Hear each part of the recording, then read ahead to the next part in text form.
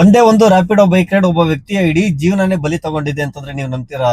ಹೌದು, ನಂಬಲೇಬೇಕು. ಈ ಘಟನೆ ನಡೆದಿರೋದು ಬೆಂಗಳೂರಲ್ಲಿ. ಸೊ ಏನಾಗಿದೆ ಅಂತಂದ್ರೆ, ಈ ವ್ಯಕ್ತಿ ಹೆಸರು ಬಂದು ಸಾನಿ ಕೃಷ್ಣ ಅಂತ. ಇವರೊಬ್ರು ಇಂಟೀರಿಯರ್ ಡಿಸೈನರ್ ಆಗಿರ್ತಾರೆ. ಡೈಲಿ ರೊಟೀನ್ ತರ ಬೆಳಗ್ಗೆ ಎದ್ದು ಆಫೀಸ್ಗೆ ಹೋಗ್ಬೇಕು ಅಂತ ಅಂದ್ಬಿಟ್ಟು ರ್ಯಾಪಿಡೋ ಬೈಕ್ ನ ಬುಕ್ ಮಾಡ್ತಾರೆ.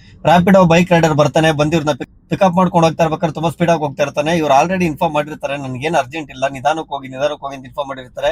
ಆದ್ರೂ ಅವ್ರ ಮಾತನ್ನ ಕೇಳಿಸ್ಕೊಳ್ದಾರ ಬೈಕ್ ರೈಡರ್ ಏನ್ ಮಾಡ್ತಾರೆ, ತುಂಬಾ ಸ್ಪೀಡ್ ಆಗಿ ಹೋಗ್ತಾ ಇರ್ತಾನೆ. ಹೋಗ್ತಾ ಇರ್ಬೇಕಾದ್ರೆ ಒಂದು ಸ್ಕೂಲ್ ವ್ಯಾನ್ ಸಿಗುತ್ತೆ. ಸ್ಕೂಲ್ ವ್ಯಾನ್ ಗೆ ಓವರ್ಟೇಕ್ ಮಾಡ್ಕೊಂಡು ಹೋಗ್ಬೇಕಾದ್ರೆ ಎದುರುಗಡೆಯಿಂದ ಒಂದು ಟ್ರಾಕ್ಟರ್ ಬಂದಿದೆ. ಟ್ರಾಕ್ಟರ್ ಬಂದಾಗ ಈ ವ್ಯಕ್ತಿ ತುಂಬಾ ಪ್ಯಾನಿಕ್ ಆಗಿ ಗಾಬರಿ ಆಗ್ಬಿಟ್ಟು ಅಲ್ಲೊಂದು ಆಕ್ಸಿಡೆಂಟ್ ನಡೆದೋಗುತ್ತೆ.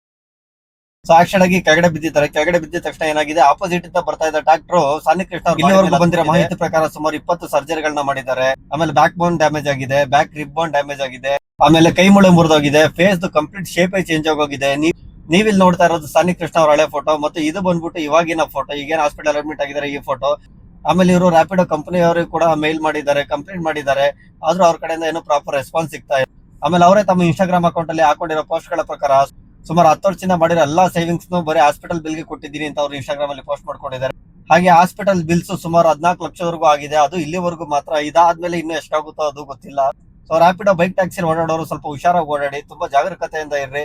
ನಾರ್ಮಲ್ ಎಲ್ಲೋ ಬೋರ್ಡ್ ಕಮರ್ಷಿಯಲ್ ವೆಹಿಕಲ್ಸ್ ಎಲ್ಲ ಏನಾಗುತ್ತೆ, ಕ್ಯಾಬ್, ಆಟೋ, ಬಸ್ ಗಳಲ್ಲಿ PADA ಅಂತ ಇರುತ್ತೆ ಇನ್ಸೂರೆನ್ಸ್ ಅಲ್ಲಿ.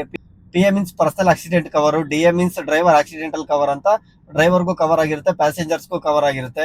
ಸೊ ನಿಮ್ಗೆ ಏನಾದ್ರು ಹೆಚ್ಚು ಕಮ್ಮಿ ಆಯ್ತು ಅಂತಂದ್ರೆ ನಿಮ್ಗೆ ಅಟ್ಲೀಸ್ಟ್ ಇನ್ಸೂರೆನ್ಸ್ ಕ್ಲೈಮ್ ಆಗುತ್ತೆ. ಬೈಕ್ ಟ್ಯಾಕ್ಸಿಲಿ ಯಾವುದೇ ತರ ಇನ್ಸೂರೆನ್ಸ್ ಕ್ಲೈಮ್ ಆಗಲ್ಲ. ರ್ಯಾಪಿಡೋಸ್ ಕಂಪನಿಯವರು ಅಂತೂ ಅವ್ರು ಯಾವುದೇ ತರ ರೆಸ್ಪಾನ್ಸ್ ಮಾಡ್ತಾ ಇಲ್ಲ. ಸೊ ಅದಕ್ಕೆ ಬೈಕ್ ಟ್ಯಾಕ್ಸಿ ಯೂಸ್ ಮಾಡೋರು ಆದಷ್ಟು ಜಾಗರೂಕತೆಯಿಂದ ಇರಿ. ಸೊ ಇದಾಗಿತ್ತು ವಿಷಯ. ನಿಮ್ಮ ಅನಿಸಿಕೆನ ಕಮೆಂಟ್ ಬಾಕ್ಸ್ ಅಲ್ಲಿ ತಿಳ್ಕೊಂಡ್ ಕೊಡಿ. ವಿಡಿಯೋ ಇಷ್ಟ ಆಗಿತ್ತು ಅಂತಂದ್ರೆ ಲೈಕ್ ಮಾಡಿ, ಶೇರ್ ಮಾಡಿ, ಫಾಲೋ ಮಾಡಿ. Thank you.